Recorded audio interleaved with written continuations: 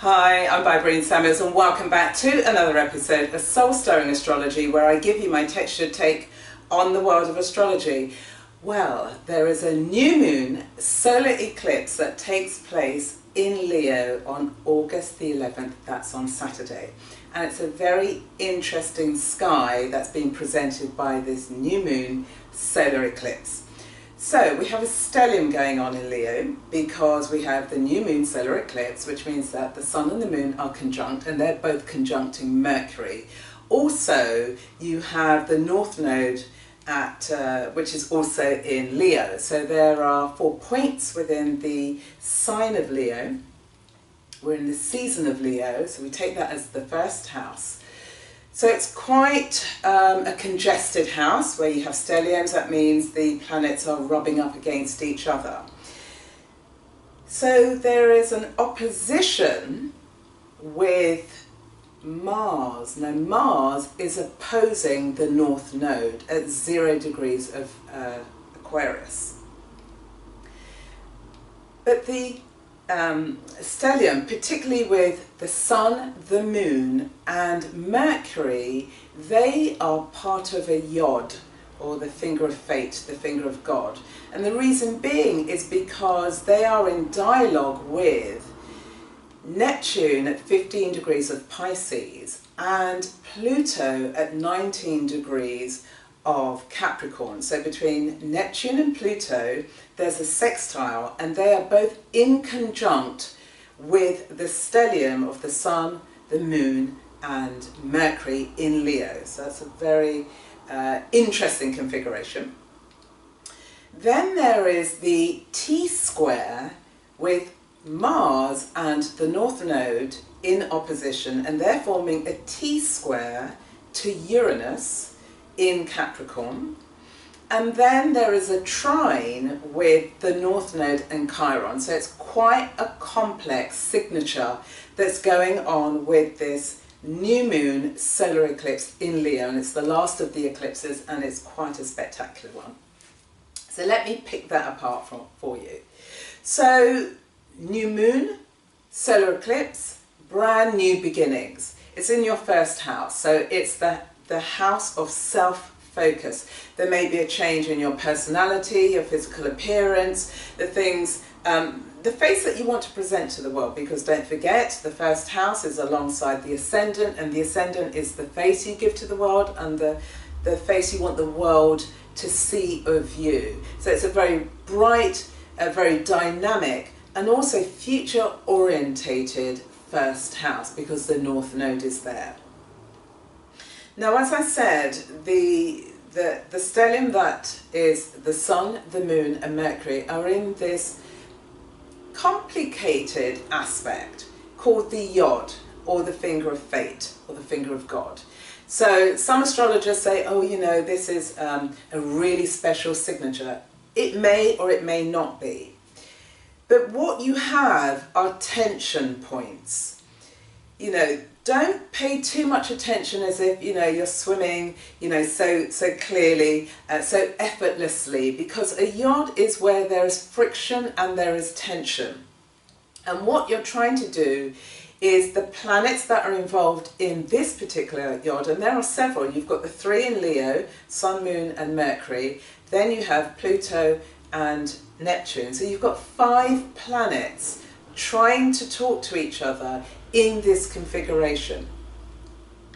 So let's just break down the sextile where you have Neptune and Pluto. So this is quite a favourable soft transformation, and basically the signature here is it's a sextile. So sextile is about opportunity and excitement and ease.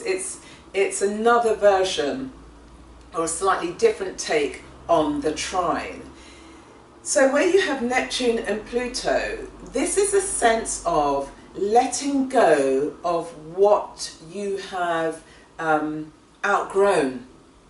Because you have Neptune, which is about transcendence and on a spiritual quest, and you want to do that with a sense of power, i.e. the connection between Neptune and Pluto. Now they are universal planets, So they have somewhat of a karmic energy to them, so everybody's going to be impacted.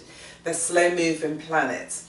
But in this configuration, where we're looking at the new moon and solar eclipse in relationship to these two planets, it's time to let go. Don't hold on to what you have outgrown, because you have Neptune in Pisces, the sign it rules. So it's in a powerful position here. So on the one hand, it is about, you know, transcendence and empathy and compassion. And on the other hand, it's about the delusion, the deception, the potential for betrayal. So you don't get into this relationship where you potentially are betraying yourself around a situation. It's in a yod. So that means there's friction, there's adjustments that need to take place. And the adjustment that needs to take place is the letting go, the discarding, the releasing, the relinquishing of what no longer serves you. Because once you do that, then you have this very powerful direction of what's going on in Leo. So you have the sun, spirit, you have the moon, the soul, and then you have the communicator, Mercury. And this triad is in harmony because they're all in Leo. They're in the same sign, the same sun sign here, the same fire sign here. And they're alongside the North Node. So this is really about, if you keep holding on to what you have really outgrown, and you know it, you know the situation, you know the scenario. And because we're in Leo season, let go. Let go of what no longer serves you. Because if you try and hold on and try and fit it into this new direction, you're going to be undermining the journey that is calling you forward to grow. Because don't forget, with the North Node in Leo, you have the South Node, and the South Node will be in Aquarius. And the South Node is conjuncting Mars, because the North Node is currently at 5 degrees, and the South Node obviously would be at the same degree point, and Mars is at 0 degrees. So there's a sense of fighting, yeah, asserting your right to be, to move forward into your North Node journey. And, you know, just pick up on what did you learn, what were the great things that you've learned from this experience, from the past. So you've got these signatures about the past. You've got the sextile, which is part of the yod, which is the past, you need to let go, and it's shown up again because you have Mars in conjunction with the South Node. So it's a very potent configuration that's going on. We have this signature again of breaking free because we have Mars, the North Node, and they're both in T-square with Uranus. And Uranus is about where we need to rebel, where we need to break free. And so where you've got Mars and Uranus, and you've got the North Node in Uranus, the North Node, let's look at the North Node and Uranus. The North Node is clearly wanting to move forward. And then you've got this sense of Uranus in Taurus, which is a grounded energy squaring your future. So what can you learn from this? It's a square, so there's an inner tension. There is something that potentially could hold you back because you have Uranus, which is the ruler of Aquarius, where Mars is. And so you've got this communication that's going on about restlessness, seeking, yearning, searching. Now with the T-square and with Uranus at the apex, it's a point where you could revolutionize your identity because you've got this triad that's going on in Leo. And so pay attention to this, because this could be a time where changes can be made in quite, open up your life to allow the changes to take place. If you don't, then there's going to be a great disturbance because you've got Mars there, you've got Mars in Aquarius. You also have this trine that's going on, and the trine is between the North Node and Chiron. So Chiron is currently at 2 degrees of Aries, and you have the North Node, as I said, in Leo. So it's a trine. Chiron is the wounded healer, and the question with it in Aries is, do I matter? Do I really matter? Do I have a right to be who I truly want to be? With what's going on in Leo, definitely. Well, at any point, whether it's going on in Leo or not.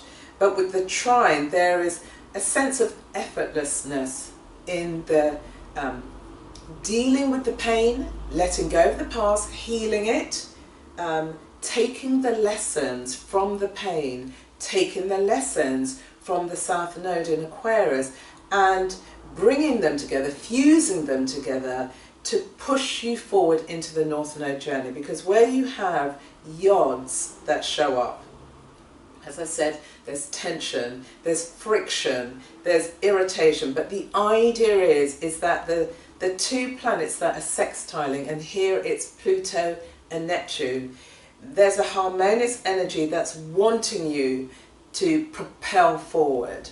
And so the focus of a yod will always be on the planet or planets at the apex.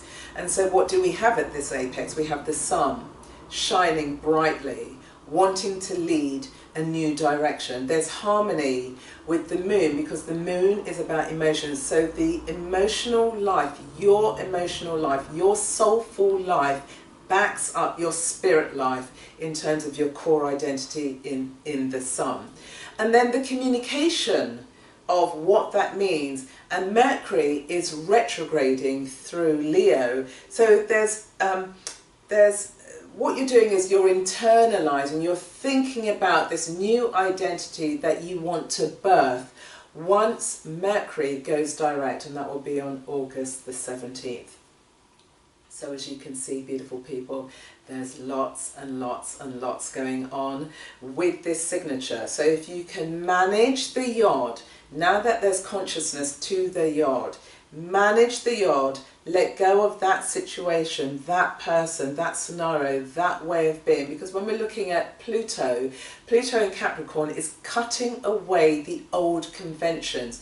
It's in the house, or I should say, it's in the sign of Capricorn, ruled by Saturn.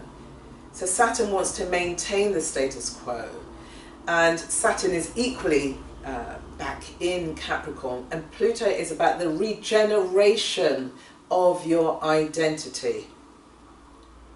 What do you need to let go of? What do you need to change? And then you have Neptune in Pisces, and it's meeting water meeting earth. So there's, it's the softening of the earth principle in order to release the old identity to flow into the new one. So I hope that you really embrace what this new moon solar eclipse in Leo. It's a bright new future awaiting you if you're paying attention to the changes that need to take place. So that's it, beautiful people. As always, if you have comments and questions, put them in the comment box below. Questions in particular, because I no longer do the question of the day, that's down to you. And what I'm wanting to do is to build up a few questions so we can get into this question time with me, as well as having an advice session. But I do have a quote of the day, and the quote of the day is a Kenyan quote. And it says, "When one receives a gift, one doesn't question it." And there's a phenomenal gift in this new moon solar eclipse that's wanting you to break free, shine brightly, and step boldly into your future. As always, feel free to like, share this episode with anybody in your network. Also, if you would like a personal consultation with me, and as you know, as an astrologer, I'm here to help you reconnect the dots of your soul so you can make far more conscious choices for your life, so you can move into living an authentic, happy and soulful life. If any of that appeals to you, drop me an email at bybreensamuels@googlemail.com. That's BYBREENSAMUELS @googlemail.com. And I will see you on the next episode, but don't waste this phenomenal opportunity with this new moon solar eclipse in Leo. Until then, beautiful people, bye.